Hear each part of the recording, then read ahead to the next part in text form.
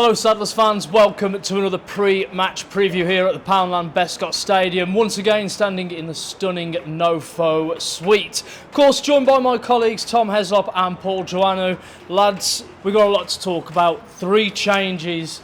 It's good to see Ellis being one of those. Yeah, it is. We saw him, away at Colchester in there, set up the goal for Charlie Lake, and he comes in to replace the injured Josh Gordon. He had a scan on Thursday, so fingers crossed that doesn't come up with anything too, damaging for him, because he's obviously just come back from injury, and it was great to see him back. So hopefully, for Josh's sake, it's nothing too disastrous for him. Charlie Lakin comes back into midfield for Oshin McKenzie, and we also see Taylor Allen return straight into the starting 11 in place of Evan Weir, who drops to the bench. Evan obviously had a really good game on Tuesday night, so I think he'll be a little bit disappointed to drop back to the bench, but Taylor Allen's an incredibly influential player, not just on the pitch but off it as well. He had some real words of encouragement in the dressing room after the game on Tuesday night. So to see him go back in, he's been an ever-present for the Saddlers so far this season. So to see him in there, he's great to see him back. We know what delivery he's got. So obviously it's Tommy Simkin in goal again. Right wing back will be Connor Barrett. The 3 at the back will be David Cagway, Harry Williams and Taylor Allen, and left wing back is Liam Gordon. The 3 in midfield is Ryan Stirk, Charlie Lakin and Jamie Jellis. Jellis really anticipating being back on the right hand side, that's his favoured side, and then it's a front 2 of Jamil Matt and Ellis Harrison, which Paul I know we're incredibly excited to see again. Yeah, I think that could be a really good partnership, and I actually spoke to Jamil Matt for the programme as well, and he talked about the partnership he had with Nathan Lowe, and it worked so well because they had so many games together. So it'll be interesting to see if perhaps this could be the start of a run of games, maybe for Jammer and Ellis. I've been quite impressed with Ellis in that game at Colchester where he set up the goal. His cameo looked really lively on Tuesday night, so I think that partnership's got really good potential. Midfield looks like it's got that balance we're used to, isn't it? That's been so successful as a trio for the majority of the season. So I'm really excited for today's game. It should be a cracker. And you talk about Tuesday night, let's talk about it. Again, fans were here in their droves. 2 attendances now, 6,000 plus. They're bringing a hefty bunch today as well. We managed to claw it back, and our home form's still here, lads. Yeah, it is. The home form's been something that's been, superb all season.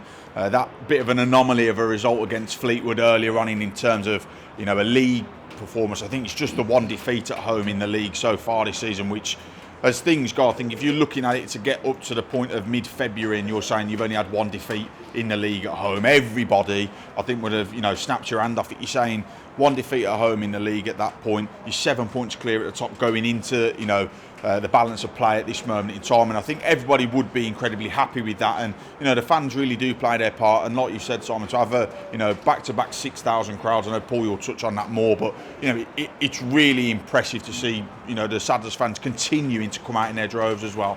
Yeah, that's it. The support has been unbelievable. Not just this season, I think even last season, and it feels like year on year the crowds are getting bigger and bigger, and that's absolutely massive. Saddlers fans, it really helps the lads, really drives them on. I know Matt Sadler's been speaking about that relentlessly all season as well. So 6,000 on Tuesday night, taking the Tenner Tuesday offer, that went down really well. So hopefully next season we can do something similar.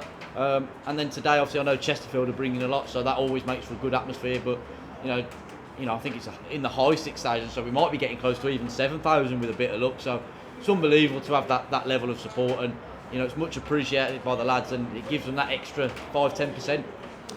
And before we open our doors, gents, I think something that's worth mentioning. Jammer spoke about this and kind of to get behind the lads, to get us back to where we need to be. And he talked about getting back to basics and the fundamentals of what we're good at.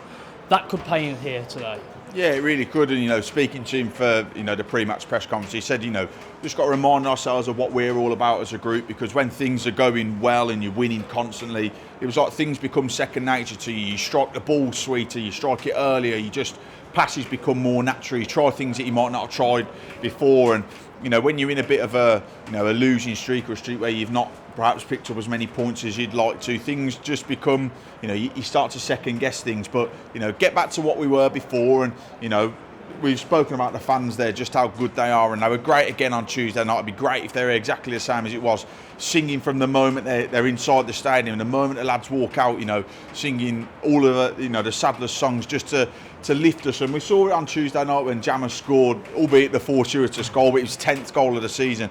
you see at that point, you know, he's trying to lift the crowd, and I think there was a point where it was 1-1. He's doing it again, lifting everybody up, and you know, he's using his experience of that. Chesterfield themselves not in great form away from home. I think it's just one win in their last 9. I think that was against bottom of the league Carlisle. So will the Saddlers, you know, put them to the sword, being, you know, how good we are at home, and you know, fingers crossed the Saddlers can put the last 6 games in all competitions behind us today and get ourselves back to winning ways, Paul. Yeah, just to add to that, obviously speaking to Jamil as well in Saddler's show, I asked him, do you see any similarities between the team we've got here this season and the one that won the league with Forest Green a few years ago? And he said yes, that there are some similarities in terms of like the togetherness of both squads and how unified everyone is in that respect. So, but he also touched on the fact that even in that Forest Green team as well, they had a little spell of form where they weren't winning football matches, just like we have in the last 5 games. And it's about how you come out the other side, and you know, that unity and that togetherness really helps drive that on. And look, it's a 46-game season. There's going to be moments where it's not quite clicking for you, but he knows that in this team the quality's there in the dressing room as there was in that Forest Green. So, you know, seeing those similarities, it can happen. So let's just hope today's the day the Saddlers get back on track with a big victory in front of a big crowd, and who knows where that can take us. Back on track, that's where we need to be, Saddlers fans, and you're the main voice of all of that, and we look forward to feeling it down there at pitchside here at kick-off as we look forward to welcoming Chesterfield to the Poundland Bescott Stadium.